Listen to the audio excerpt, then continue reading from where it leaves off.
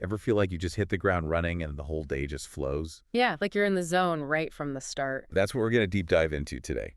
It's all about building a miracle morning, like the book by Hal Elrod. It's crazy how much those first few hours can impact your entire day. Right.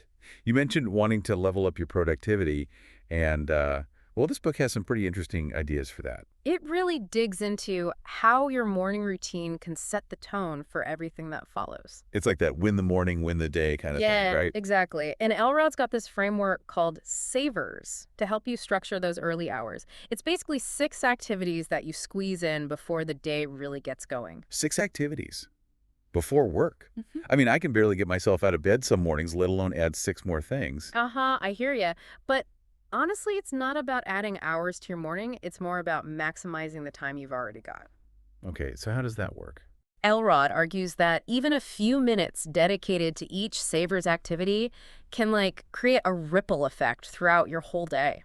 It's about priming yourself for peak performance, both mentally and physically. So what are these savers? All right, let's break them down. We've got silence affirmations, visualization, exercise, reading, and scribing. Okay, there's a lot to unpack there. Let's start with the first one, silence. What does that even mean, like just sitting there and quiet?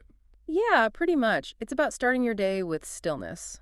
Stillness. Could be meditation, deep breathing, maybe just some quiet reflection, whatever. Helps calm your mind before all the craziness starts. Makes sense. I guess I always feel kind of frazzled when I first wake up. Totally. And there's actually research that shows even just a few minutes of mindfulness can lower those stress hormones and help you focus better.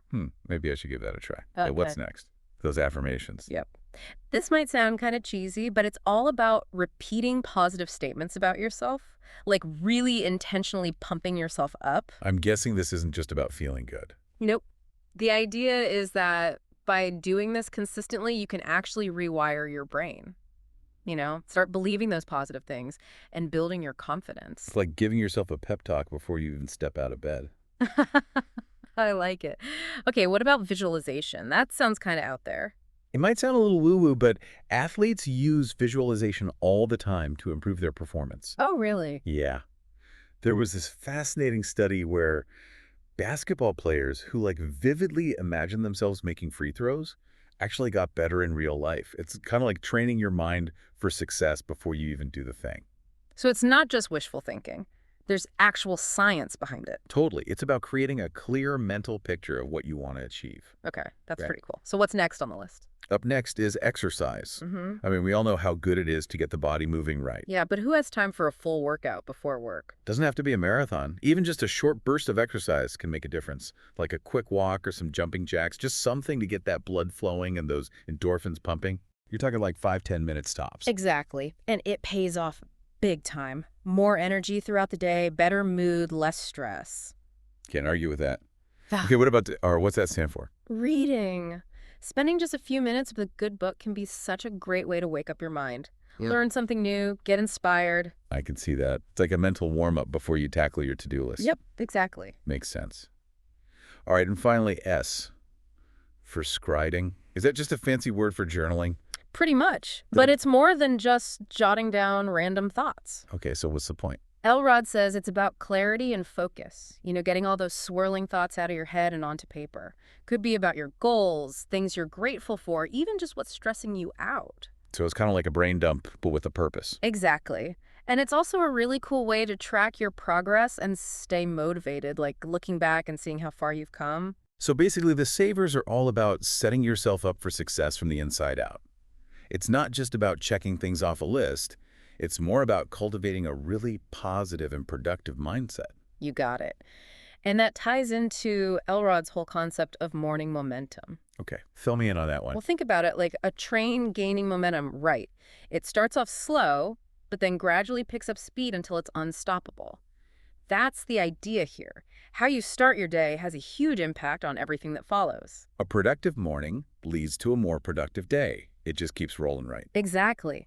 A well-started morning can mean better decisions, increased focus, all of which adds up to greater success throughout the day. But let's be real here. All this sounds great in theory, but how do you actually make it work in real life?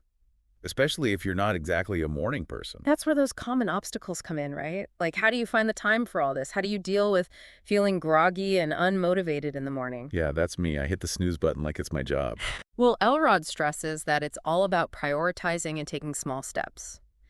Don't try to overhaul your entire routine overnight. Instead, maybe start by shifting your bedtime by 15 minutes each day until you reach your desired wake-up time. So like easing into it. Yeah, exactly. And he also talks a lot about the importance of quality sleep. If you're not sleeping well, you're going to be fighting an uphill battle every morning. Okay, makes sense. Any other practical tips? Oh, for sure. Like preparing as much as you can the night before, lay out your workout clothes, choose the book you want to read, maybe even jot down some journaling prompts so you're not scrambling in the morning. Those are some good hacks. It's all about setting yourself up for success. Yeah, absolutely. And speaking of success, Elrod talks a lot about this idea of a 30-day transformation. Have you heard of that? I think so. Does it really take just a month to like change your life? Well, it's less about magic and more about building consistency. It's about committing to the miracle morning for a solid 30 days and seeing how it impacts different areas of your life. Is there evidence this actually works? There's tons of research on habit formation that backs this up. It takes time for those new neural pathways to form, but if you Hmm. stick with it, you can rewire your brain for the better. So it's not a quick fix, it's a lifestyle shift. Yeah. I'm curious about the whole accountability partner thing, though. How does that work? It's like having your own personal cheerleader, right? Someone to help you stay on track and celebrate those small wins along the way. I get it. It's easy to slack off when you're only accountable to yourself. Exactly.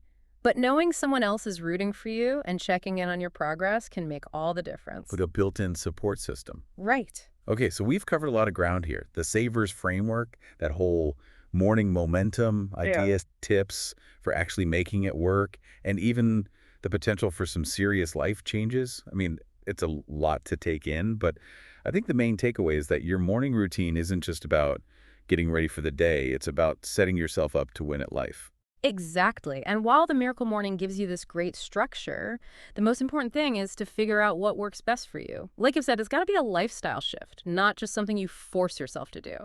And that brings us to our final thought for all you listeners out there. If you could design your dream morning routine, what would it look like? Would you go all in on the Savers or create your own unique blend?